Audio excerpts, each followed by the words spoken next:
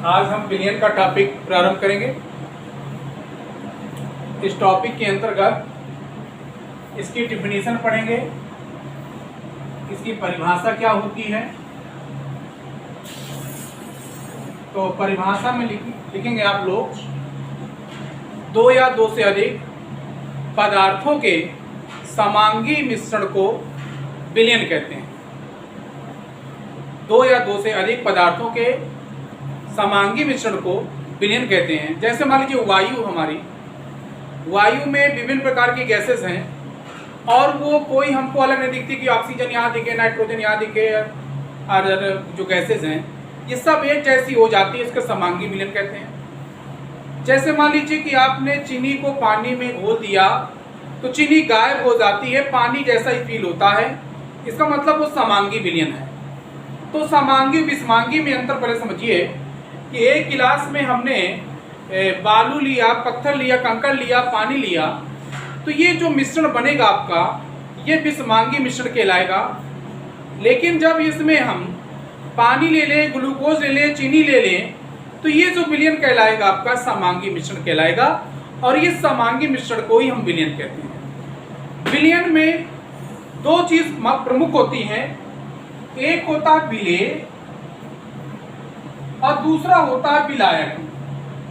विलेय plus विलायक, अगर इन दोनों को मिला देते हैं तो विलयन बन जाता है। विलेय प्लस विलायक बराबर विलयन। तो विलेय की परिभाषा क्या है? विलयन में वह पदार्थ जिसकी मात्रा कम होती है उसको हम विलेय कहते हैं, जिसकी मात्रा ज्यादा होती है उसे विलायक कहते हैं। मेरी बात समझ रहे हैं? या दूसरे तरीके से कहें, विलयन में जो पदार्थ अपनी भौतिक अवस्था को खो देता है वह विलेय होता है, और जिसकी भौतिक अवस्था दिखाई पड़ती है अंत तक वह आपका विलायक होता है। तो जैसे मैंने कहा कि विलयन में जिस पदार्थ की मात्रा ज्यादा होती है वो विलायक, जिसकी मात्रा कम हो वो विलेय। तो फिर क्वेश्चन ये उठ सकता है कि यदि दोनों की मात्राएं बराबर होंगी तो किसको हम विलेयक माने, किसको विलायक माने? तो जब दोनों को मिलाने के बाद जो चीज आपको दिख रही है तो वो आपकी विलायक कहलाएगी, और जो चीज आपकी अपनी भौतिक अवस्था खो देता है वो विलेय हो जाएगी। सपोज दैट अगर हम एक लीटर पानी में 100 ग्राम अगर चीनी डालते हैं तो चीनी गायब हो जाती है। ऐसी कंडीशन में चीनी आपकी विलेय होगी और पानी आपका विलायक कहलाएगा। लेकिन वही 1 लीटर पानी यदि एक बोरे के चीनी में अगर 1 लीटर पानी डाल दिया जाएगा तो वो पानी गायब हो जाएगा। ऐसी कंडीशन में चीनी की मात्रा ज़्यादा है, पानी की मात्रा कम है, इसलिए चीनी आपका यहाँ पर विलायक काम करेगा और ये आपका पानी आपका विलेय का काम करेगा। तो विलेय और विलायक आपको समझ में आया होगा। इसके बाद विलयन भी कई प्रकार के होते हैं। एक होता है तनु विलयन। तनु विलयन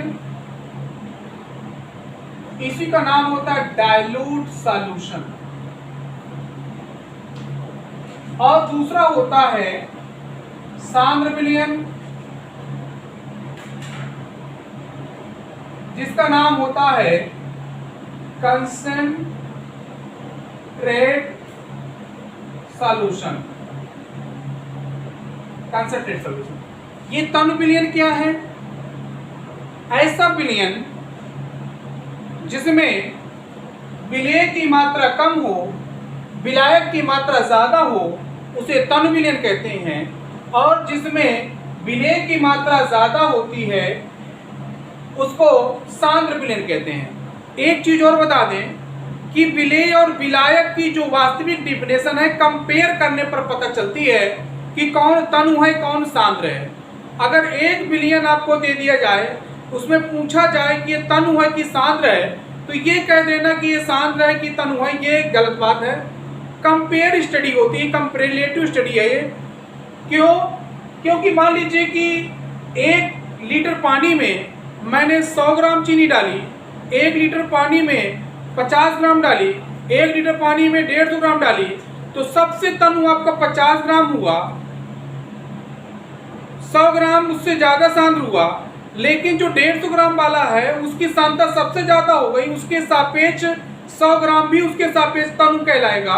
तो इसीलिए मैंने बताया कि सांद्र विलयन और तनु विलयन में ये रिलेटिव स्टडी होती है। वैसे आप कह सकते हैं कि जिसमें विलेय की मात्रा कम होती है उसे तनु कहते हैं, जिसकी विलेय की मात्रा ज्यादा होती है उसे सांद्र विलयन कहते हैं। इसके अलावा विलयन के और टाइप्स होते हैं। एक होता है संतृप्त विलयन,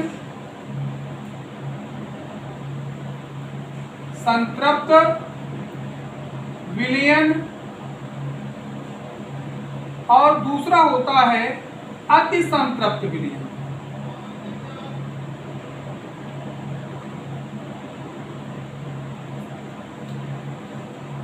देखिए संतृप्त विलयन क्या है कि जब विलायक में विलेय घोलते घोलते घोलते घोलते विलेय की मात्रा घुलना बंद हो जाती है, उस अवस्था में उस विलयन का नाम होता है संतृप्त विलयन। अति संतृप्त विलयन क्या है कि संतृप्त विलयन के बाद और अतिरिक्त मात्रा में यदि विलेय घोलते हैं तो उस बने हुए विलयन का नाम होता है अति संतृप्त विलयन। ठीक है, तो आज आपको मैंने इतना आपको पढ़ाया, विलेय, विलायक, विलयन, संतृप्त विलयन, अति संतृप्त विलयन। इसके आगे नेक्स्ट वीडियो में पढ़ाया जाएगा। Thank you.